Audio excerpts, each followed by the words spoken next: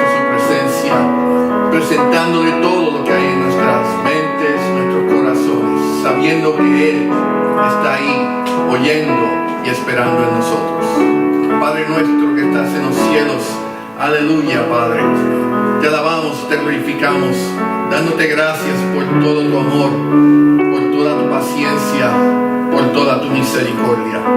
La misericordia que en esta mañana pedimos una vez más que se derrame sobre nosotros, que somos pecadores, que somos débiles y hemos fallado. Y necesitamos una vez más venir ante ti humildemente y pedirte perdón por nuestras faltas y pecados.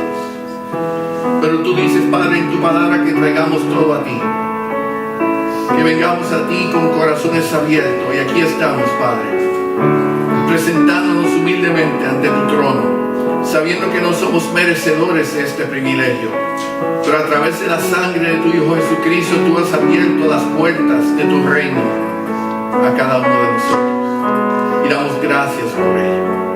Pedimos que en esta mañana tú estés con aquellos que no están con nosotros, Padre. Las razones que sean, pedimos tu bendición sobre ellos. Padre, que tú te manifiestes de acuerdo a tu voluntad. Y de igual forma pedimos tu bendición sobre este lugar, sobre cada uno de nosotros aquí.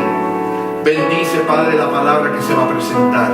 Es tu palabra. Y pedimos que tú nos ilumines y que tu Espíritu Santo obre en cada uno de nosotros, de acuerdo a como es necesario, de acuerdo a como tú determines. Que sea todo para honra y gloria tuya, Padre. Estamos aquí porque tú nos has permitido venir. Y queremos agradarte, Padre, y tener comunión contigo. Todo esto pedimos, todo esto anhelamos, todo esto deseamos, en el nombre de tu Hijo, nuestro Señor y Salvador Jesucristo. Y el pueblo de Dios dice, amén, amén. Pueden tomar asiento.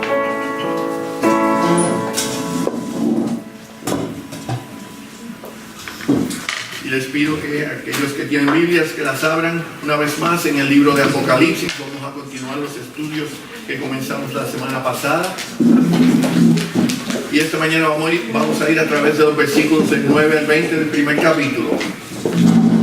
Apocalipsis capítulo 1, versículos 9 al 20. Y la palabra de Dios dice así: Yo, Juan, vuestro hermano y copartícipe vuestro en la tribulación, en el reino y en la paciencia de Jesucristo, estaba en la isla llamada Patmos por causa de la palabra de Dios y el testimonio de Jesucristo.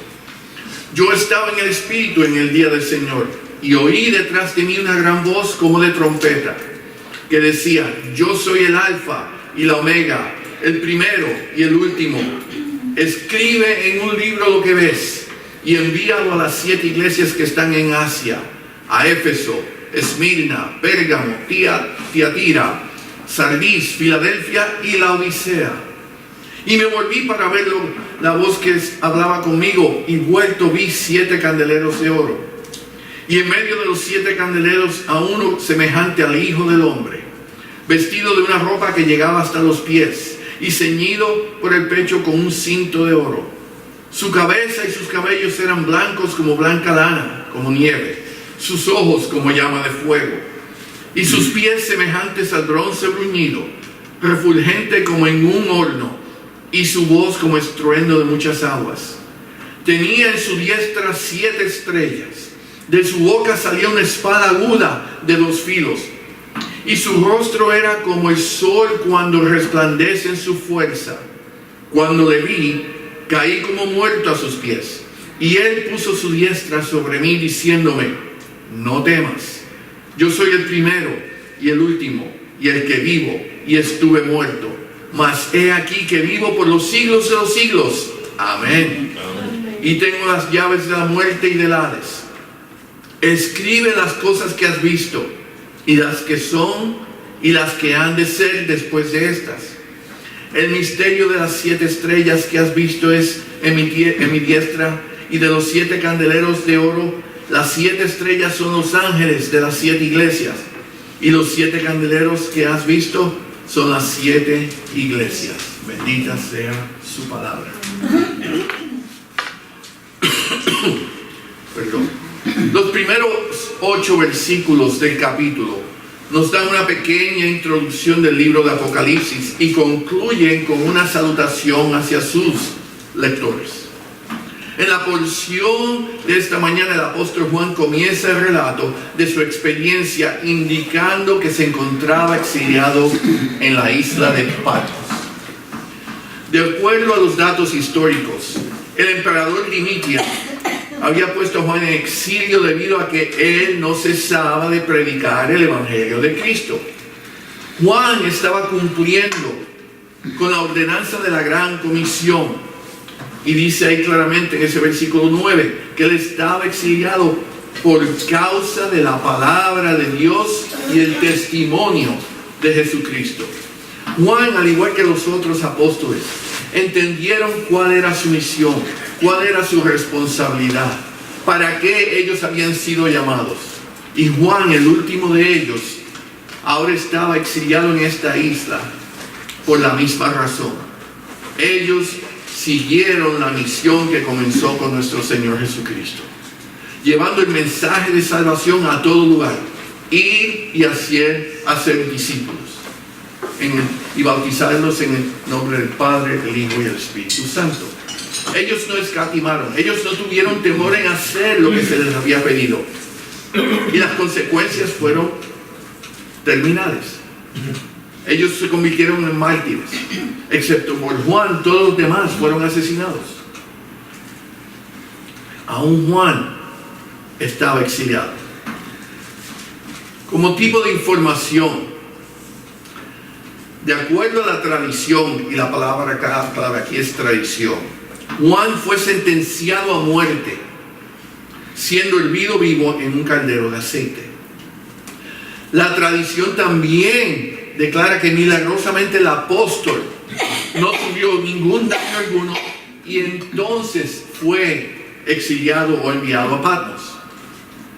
Y si comparamos o entendemos este relato de la tradición, es similar al de los tres jóvenes judíos, Sadrach, Mesach y Abednego, que fueron arrojados en el horno de fuego por el rey Nabucodonosor, porque ellos rehusaron adorar su estatua.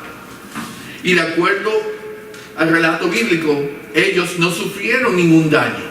Es más, en el libro de Daniel, capítulo 3, versículo 27, podemos leer donde dice: y se juntaron los sátrapas después de que el rey había visto que nada sucedía y vio una cuarta persona en el horno, los mandó a salir. Y dice: se juntaron los sátrapas, los gobernadores, los capitanes y los consejeros del rey para mirar a estos varones ya fuera del horno, cómo el fuego no había tenido poder alguno sobre sus cuerpos, ni aún el cabello de sus cabezas se había quemado, sus ropas estaban intactas y ni siquiera olor de fuego tenían. Eso fue lo que sucedió de acuerdo al libro de Daniel. Pero también sabemos que con ellos tres estaba alguien, el Señor Jesús, dentro del horno, protegiéndolos. Ahora, a diferencia del relato bíblico en el libro de Daniel que acabamos de leer, el rescate milagroso de Juan es una tradición y no se menciona en las escrituras, sino que proviene de fuentes registradas por varios historiadores y teólogos, específicamente Tertuliano, que era un teólogo del segundo siglo. En otras palabras, esa tradición no está confirmada por la palabra de Dios, es simplemente una tradición, pero en ocasiones y en lugares se enseña como si fuera otro de los milagros del Señor. No podemos tomar esa posición.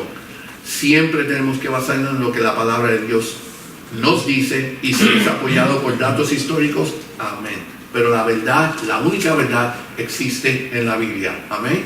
Amén. Okay.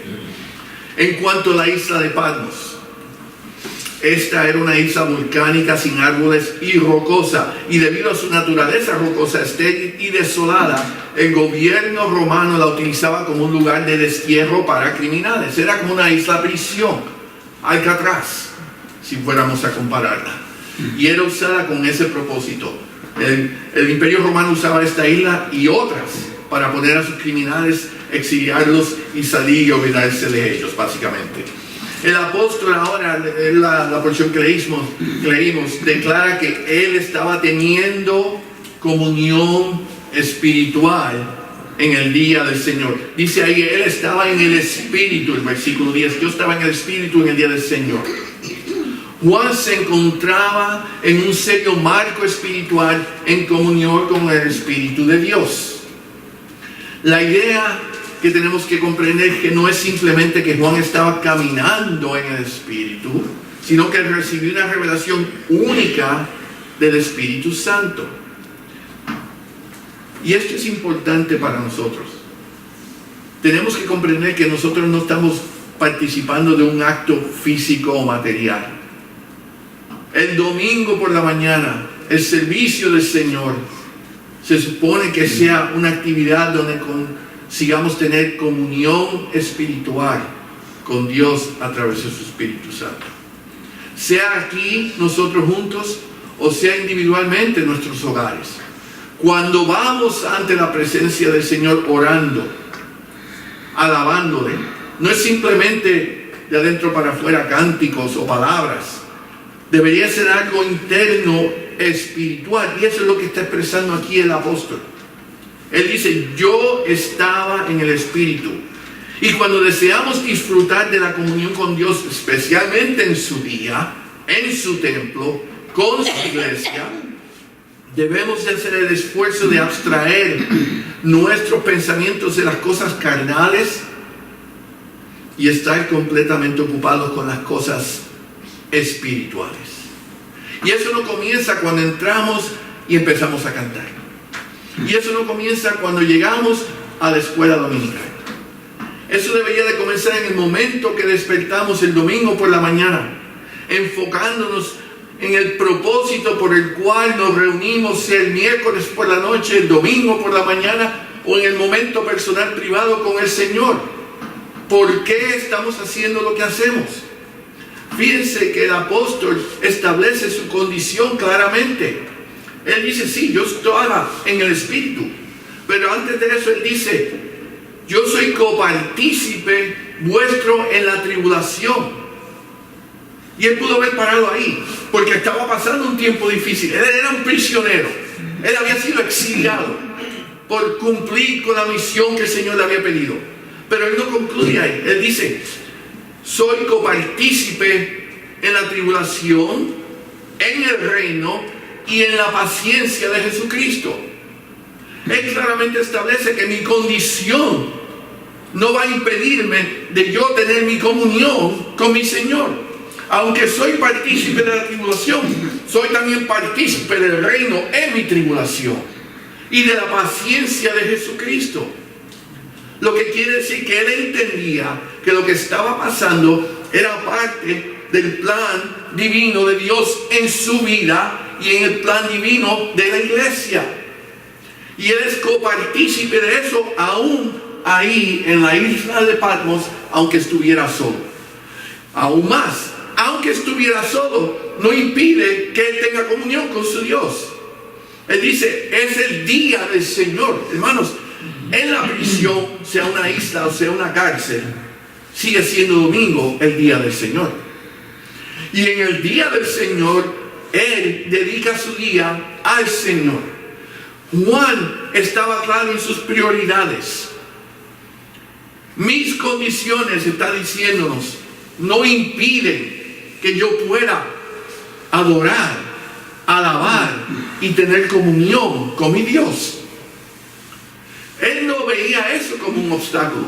Él simplemente lo veía, esa es mi condición, pero sigue siendo domingo y ese es el día del Señor. En otras palabras, primero Cristo y segundo todo lo que tenga que ver conmigo. Y esa debe ser una gran enseñanza para cada uno de nosotros.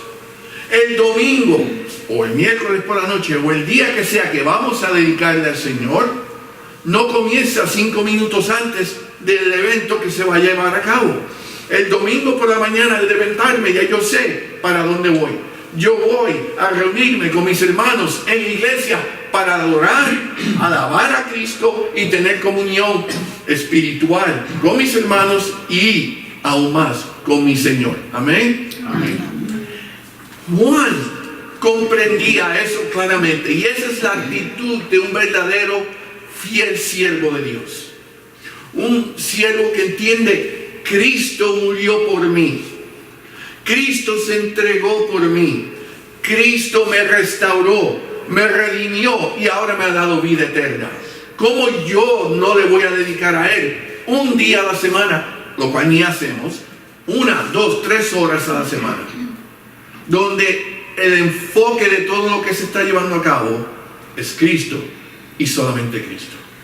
Y eso es lo que Él está comunicando. Fíjense, esa es la comunicación que Él nos está dando a nosotros. Hermanos, yo estoy en la cárcel. Pablo era igual. Estoy encarcelado. Y le escribía a las iglesias. Él no está diciendo: ay, oren por mí, porque me siento caído, porque estoy débil. No, sí, él tenía sus necesidades como hombre, pero su preocupación era la iglesia, eran los hermanos, la condición en la que se encontraba. Y él ponía al lado su condición personal. Juan de igual forma: sí, soy copartícipe con ustedes que están sufriendo. Yo sé que están sufriendo, están siendo perseguidos. La iglesia está siendo perseguida. Pero también soy copartícipe en el reino de Dios. Lo que está diciendo es: hermanos, esto es temporario. Esto acaba. Pero un día todos vamos a estar unidos en el reino de Dios. Entonces empieza a enfocarse hacia la iglesia, dejándoles saber: no se preocupen por esto, miren hacia adelante por lo que viene, el reino de Dios. Y ahí vemos un hermano que entendía y tenía una relación íntima y espiritual con su Dios, y entonces podía hacer y escribir lo que escribió. Él definitivamente no se estaba quejando de su situación.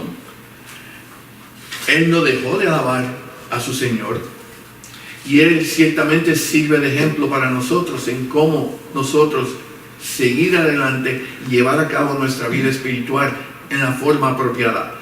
Las prioridades: Cristo primero y todo lo demás que tenga que ver conmigo segundo. Yo tengo que dejarlo todo afuera.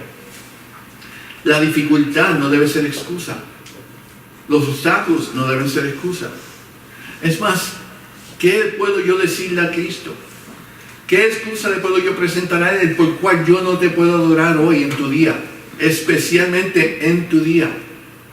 Entrar por esas puertas con una actitud negativa, molesto, defraudado. Y no quiere decir que no tengamos las situaciones. Obviamente las tenemos.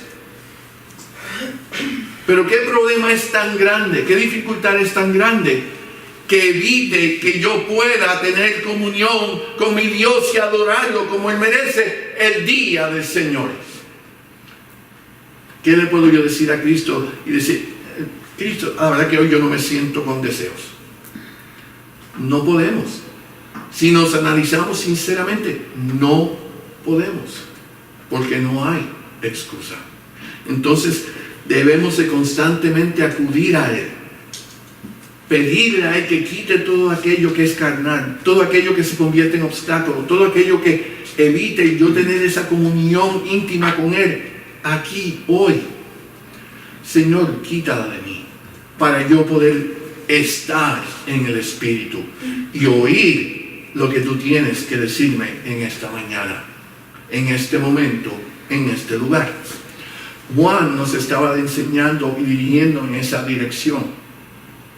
Él comprendió, especialmente estando solo en una cárcel, qué mejor oportunidad de dedicarle al Señor el tiempo que tiene.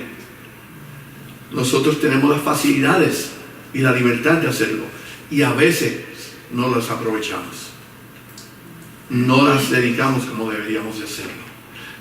Esa es su introducción ahí hacia la iglesia, diciéndoles: esta es mi situación, pero estamos en el día del Señor, vamos a alabarle. Amén. El encuentro que Él tiene ahora, leemos que estando Juan en ese estado espiritual, Jesús se presenta con autoridad, se identifica, le instruye a escribir todo lo que va a tener el privilegio de ser testigo, y le dice que se lo comunique a las iglesias. Versículos 10 y 11. yo estaba en el Espíritu en el día del Señor y oí detrás de mí una gran voz como de trompeta que decía: yo soy el Alfa y la Omega, el primero y el último. Escribe en un libro lo que ves y envíalo a las 7 iglesias que están en Asia: a Éfeso, Esmirna, Pérgamo, Tiatira, Sardis, Filadelfia y la Odisea. Una cosa que vamos a ver a través de estos estudios es que el libro de Apocalipsis y el libro de Daniel son muy paralelos en muchas cosas. En el libro de Daniel tiene una visión dada por el Señor, una visión futurista, y le dice: escribe lo que has visto. El Señor lo instruye y él le escribe detalladamente, dice: pero no la reveles todavía, este no es el tiempo. Y en ese momento, esa revelación, esa profecía que el Señor había dado, no era para ese tiempo. Y es porque era paralela a lo que vamos a ver en este libro. Fíjense que la Biblia es increíble en la forma que está escrita, en la forma que el Señor la reveló. Es perfecta en todo sentido de la palabra. Aquí ahora el Señor le dice a Juan: escribe todo lo que ves y oyes, y se lo vas a decir. Esto que se está dando es para que todos lo vean. Y específicamente se los mandas a esas iglesias. Especialmente es uno de los pasajes del Nuevo Testamento donde Jesús claramente afirmó ser Dios. Yo soy, dice, yo soy el Alfa y el Omega, el primero y el último. Él se identifica claramente, dejando de saber a Juan y a todos nosotros quién es el que estaba hablando: el Alfa y el Omega. Más adelante dice: yo soy el que vive, pero que murió, pero está vivo. Y sabemos que ese es Jesucristo. Juan comienza a recibir la visión de parte de Dios, comenzando con un encuentro con su Salvador. Lo primero que nota al mirar de dónde se origina la voz es que son 7 candeleros de oro rodeando a un hombre que parecía ser Cristo. Él lo describe de esta forma: a uno semejante al Hijo del Hombre. Es interesante la expresión que él utiliza: a uno semejante al Hijo del Hombre. La expresión, la frase Hijo del Hombre era una expresión que Jesús mismo usó en varias ocasiones en referencia a su propia persona. Mateo 8:20, el Evangelio de Mateo 8:20 dice así: Jesús le dijo, el Señor hablando: las zorras tienen guaridas y las aves del cielo nidos, mas el Hijo del Hombre no tiene dónde recostar su cabeza, hablando de él. Mateo, una vez más, capítulo 9, versículo 6. Pues para que sepáis que el Hijo del Hombre tiene potestad en la tierra para perdonar pecados. ¿Y quién es ese? Cristo, el único que tiene la potestad para perdonar pecados. El Señor se identificó durante su ministerio como el Hijo del Hombre. Ahora Juan dice: esto que veo, a esta imagen que veo, se parece al Hijo del Hombre. ¿Y quién mejor? Si había alguien que podía identificar a Jesús en ese momento, era el apóstol Juan. Su relación con el Señor era personal e íntima. Y como mencionamos la semana pasada, él era conocido como el discípulo amado. Si alguien conocía a Jesús, era Juan. Y si él dice: lo que estoy viendo se parece al Hijo del Hombre, lo que está diciendo al que estoy viendo es a Jesucristo. Y él sabe que Cristo ya había resucitado. Y ahora en el Espíritu la imagen que él está viendo es la de su Señor, su Salvador, rodeado por esos candeleros. Y Juan prosigue a describir lo que está viendo, esa imagen del Hijo del Hombre, y dice que llevaba ropa hasta los pies. Y en esos tiempos alguien que estaba vestido de esa manera representaba una persona de gran dignidad y autoridad. Y continúa diciendo: ceñido por el pecho con un cinto de oro. Versículo 13: cabellos blancos como lana o nieve. Versículo 14, ojos como llama de fuego, pies semejantes al bronce, voz como estruendo de muchas aguas, rostro como el sol. Y eso es lo que él ve. Esa es la imagen que él está viendo. Y fíjense que lo que está describiendo, y dice, y es semejante al Hijo del Hombre. Eso que él está viendo, lo que le recuerda, lo que le representa, él es a Cristo. La forma que lo escribe, uno dice, ¿cómo es posible? Pero lo maravilloso de esta descripción no es solo la imagen que nos presenta del Señor Jesús, pero cómo esa imagen compara a las visiones reveladas miles de años antes a Ezequiel y Daniel. Ezequiel capítulo 9, versículos 2 y 3 dice, y entre ellos, y habían 6 hombres y uno en el medio, entre ellos había un varón vestido de lino, el cual traía a su cintura un tíntero de escribano, y entrados se pasaron junto al altar de bronce, y la gloria del Dios de Israel se elevó de encima del querubín sobre el cual había estado al umbral de la casa. Y llamó Jehová al varón vestido de lino, que tenía en su cintura el tíntero de escribano. Daniel, capítulo 10, versículos 5 y 6. Y alcé mis ojos y miré, y aquí un varón vestido de lino, y ceñidos sus lomos de oro de Ufaz. Ufaz en la Nueva Versión Internacional dice más refinado, oro más refinado. Su cuerpo era como de berilo, brillaba como el topacio. Su rostro parecía un relámpago y sus ojos como antorchas de fuego. Y sus brazos y sus pies como de color de bronce. Y el sonido de sus palabras como el estruendo de una multitud. Estas revelaciones fueron dadas miles de años antes de este evento.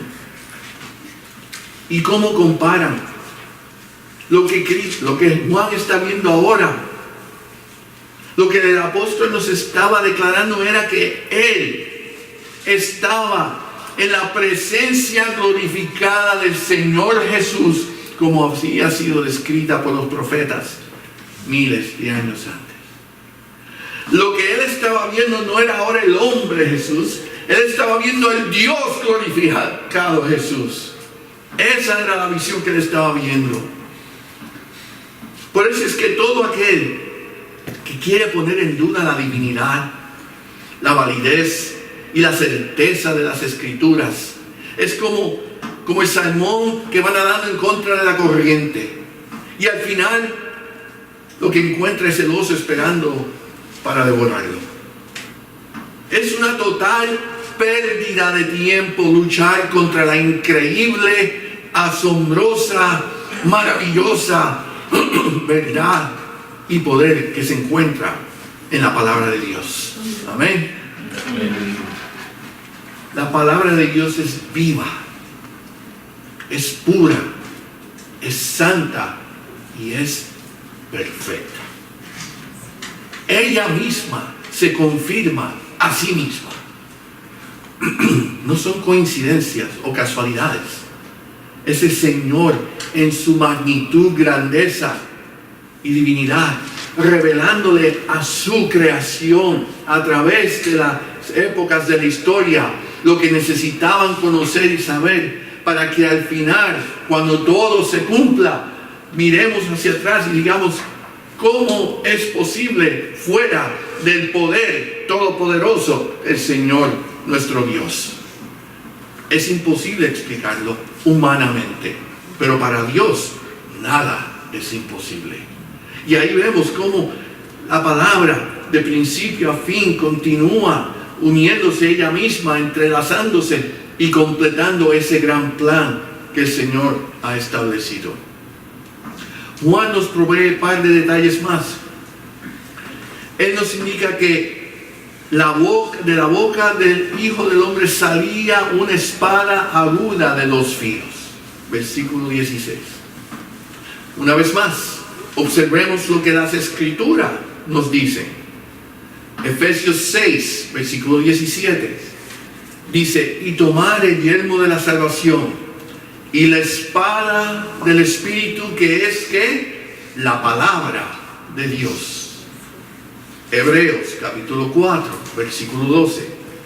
Porque la palabra de Dios es viva y eficaz, y más cortante que toda espada de dos filos, y penetra hasta partir el alma y el espíritu, las coyunturas y los tuétanos, y discierne los pensamientos y las intenciones del corazón. Las escrituras son el arma de ataque del Señor.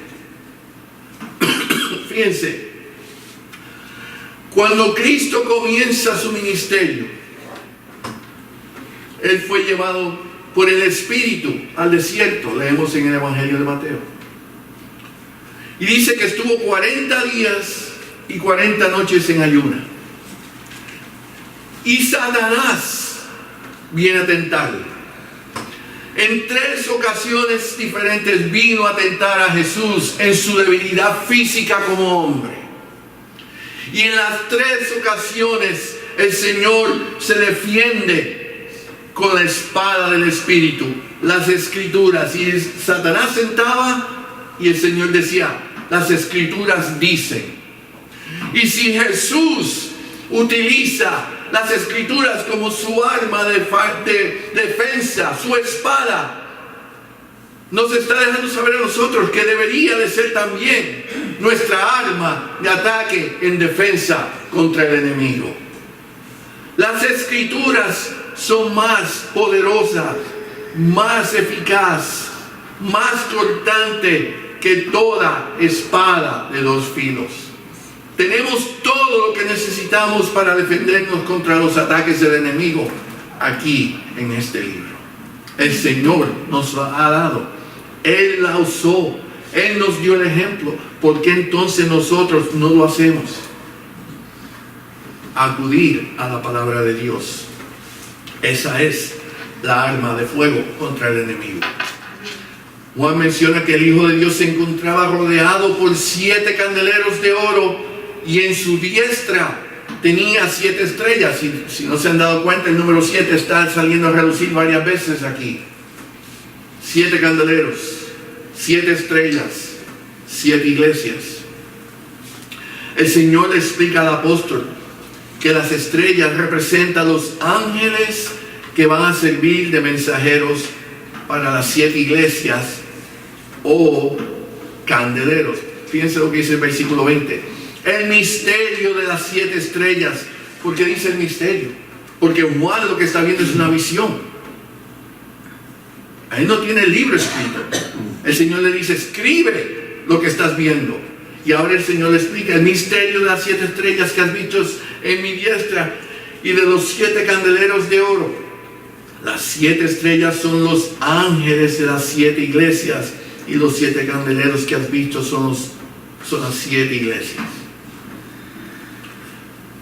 El Señor está rodeado por 7 iglesias, los candeleros. Y le dice: y estas estrellas son los mensajeros de cada una. Muchos son del pensar que se mencionan 7 iglesias, y las leímos ahí: Éfeso, Esmirna, Pérgamo, Tiatira, Sardis, Filadelfia y la Odisea. Y uno pudiera preguntar: ¿y la iglesia de Filipenses? ¿Y la iglesia de Corintios? ¿Y la de Tesalónica? ¿Y qué pasó con todas esas otras iglesias? ¿Por qué estas 7 y no las otras? Cuando están incluidas en las Escrituras. ¿Por qué el Señor escogió estas 7? Pongámonos si fuéramos en el día de hoy y Juan hubiera escrito la iglesia de Muri, o la iglesia de Europa, o la iglesia de África, y Dos Ríos no se menciona, o la iglesia bautista de Bravo, o aquella. ¿Qué sucede con esas otras iglesias? ¿Por qué estas 7?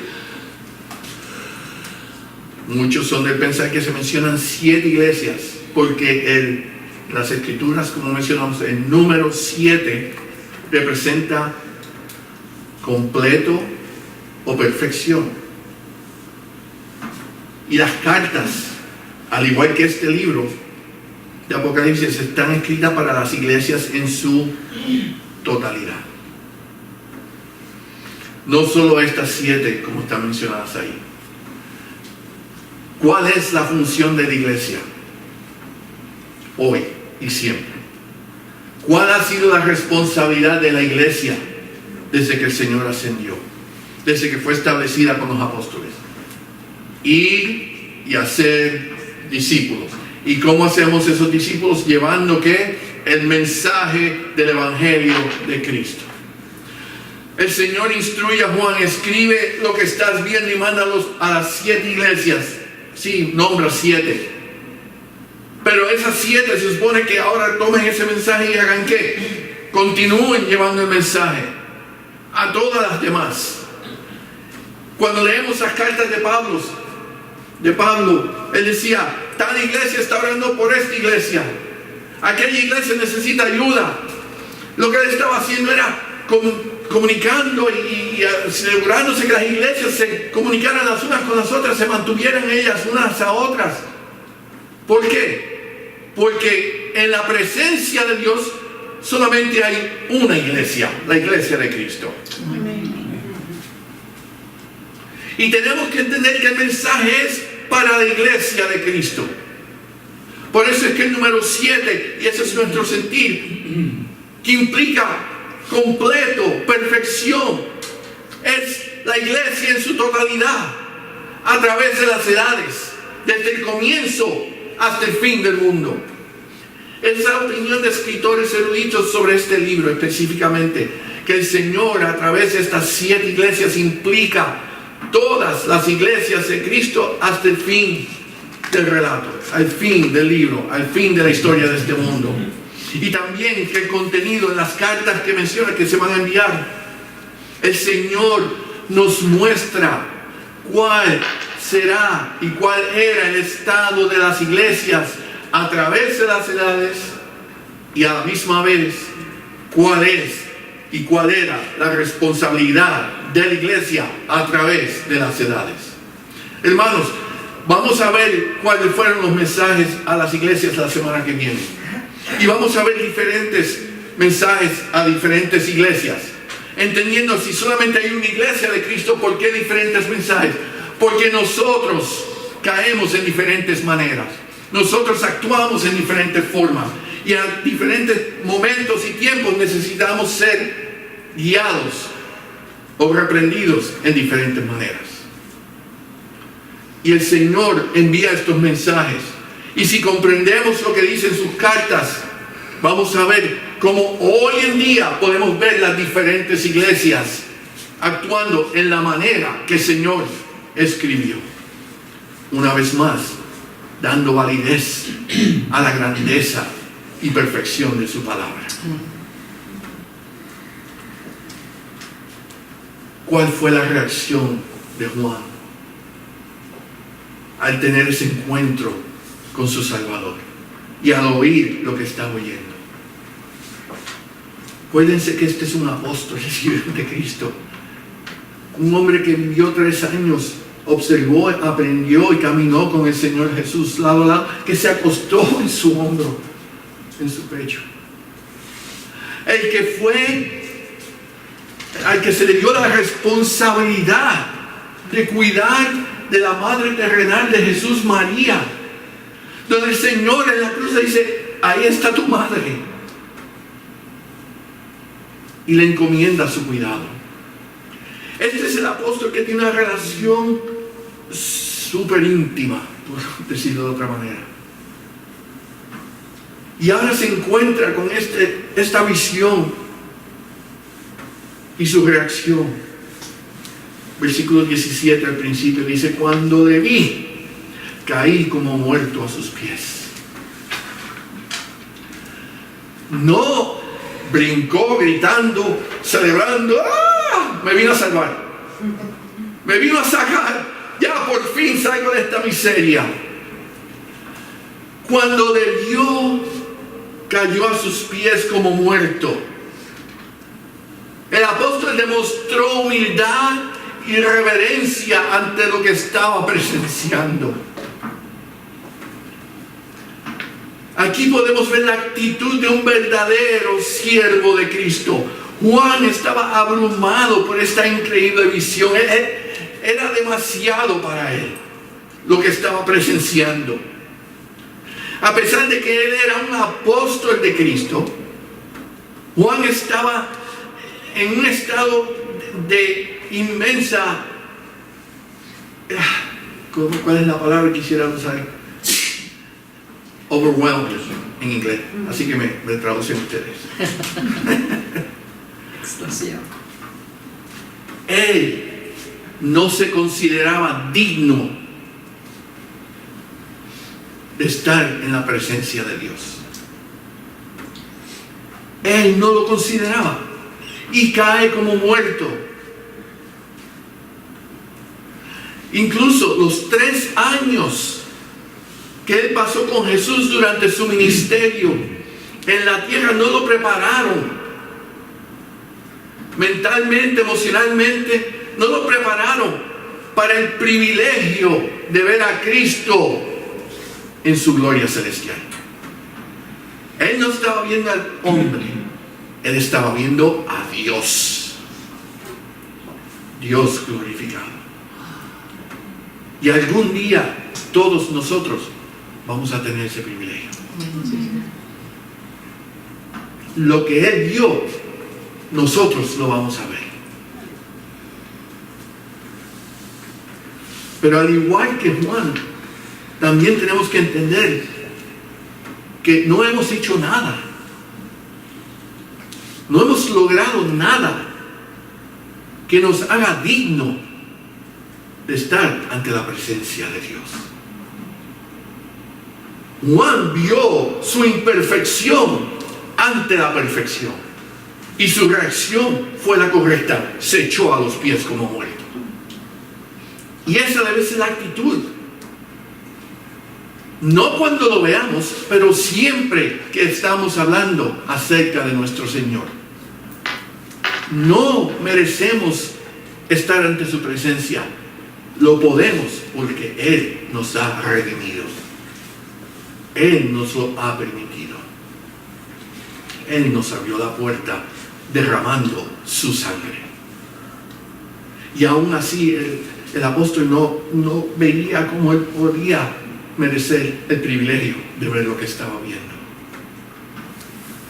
Pero el Señor es un Señor de amor y compasión, y dice que en esa situación donde él ve a sus discípulos caer y demostrar la humildad y reverencia, dice que él puso su diestra sobre mí y me dice: no temas, yo soy el primero y el último. Y el Señor lo consuela y le dice: no te preocupes, tú estás conmigo, no temas. Y ese es Cristo con sus fieles siervos. No tenemos que temer. Sí debemos respetar y entender que Él es Dios y nosotros sus siervos, pero no temer. Debemos demostrar reverencia. Debemos demostrarle a Él lo que Él merece. Él es Dios. Ir a la iglesia debería ser algo que respetemos. Tener una actitud de reverencia hacia lo que se está llevando a cabo. No un ritual, no una ceremonia, no una reunión. Estamos reunidos para glorificar, alabar y tener comunión con el Dios del universo. Amén.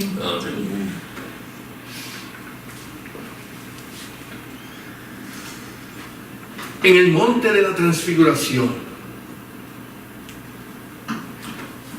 Jesús llama a Pedro, a Jacobo y Juan y les dice: vengan conmigo. Poco tiempo antes de ser crucificado. Y mientras está ahí, dice la palabra que viene Elías y Moisés a estar con Jesús. Y el Señor es transfigurado. Y dice que cuando Pedro, Jacobo y Juan vieron lo que estaba sucediendo, de igual forma cayeron al piso. Porque estaban viendo algo sobrenatural. El Señor les había dado el privilegio. Eran 12, pero a ellos 3 les dio el privilegio de ser testigos de lo que se estaba llevando a cabo. Y ellos con temor y lógicamente deberían sentir temor. Es el Señor. Caen. Y dice el versículo 7 del capítulo 17 de Mateo: entonces Jesús se acercó y los tocó y dijo: levantaos y no temáis. Cristo es un Dios de paz que consuela el alma de sus siervos fieles. Pero está en nosotros en demostrarle a Él la humildad y reverencia que Él merece. Él nos ama. Él entregó su vida por nosotros. Y Él quiere tener esa relación íntima, pero no quita nuestra posición. Él es Dios y nosotros somos su creación. Amén. Por lo cual Él merece el respeto y la reverencia adecuada. Conclusión: Juan se encontraba exiliado y aparentemente ya no podía continuar sirviendo a su Señor llevando el mensaje del Evangelio. Eso era lo que ellos dedicaron sus vidas. Eso era lo que ellos querían hacer para cumplir con su Dios.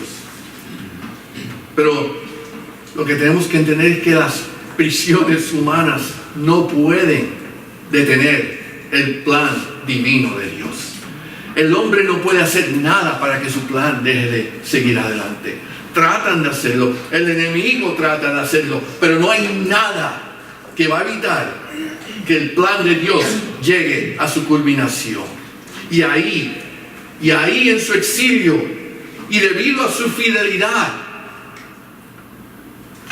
el apóstol Juan tuvo un encuentro con el Dios del universo, su Redentor Jesús, quien le da o quien le dio la revelación final del plan de Dios para esta creación. Cuando ya él está de edad mayor, Juan era un hombre, un anciano, exiliado, solitario, donde ya dice: aquí moriré. El Señor dice: todavía tú no has acabado. Y se le aparece y le dice: empieza a escribir. ¿Cómo se sintió Juan? Obviamente cayó al suelo como muerto. Pero ahí vemos que la emoción que tomó sobre su cuerpo, sobre su alma, sobre su vida en ese momento, entendiendo: estoy ante mi Señor en su cuerpo glorificado, en su divino ser, y ahora me está diciendo: empieza a escribir. Él no sabía lo que venía, él no sabía lo que iba a experimentar, él no sabía cuál era la visión en ese momento. El Señor le dice: escribe. Y ahora en esa prisión el Señor le está dando el privilegio de concluir lo que conocemos como la Biblia, con el mensaje final. Cristo animó a Juan a escribir la gran revelación. Y Cristo nos anima, nos restaura, nos edifica y nos prepara para continuar la obra que comenzó un par de siglos atrás. Así que, al igual que Juan, no temamos y seamos fieles.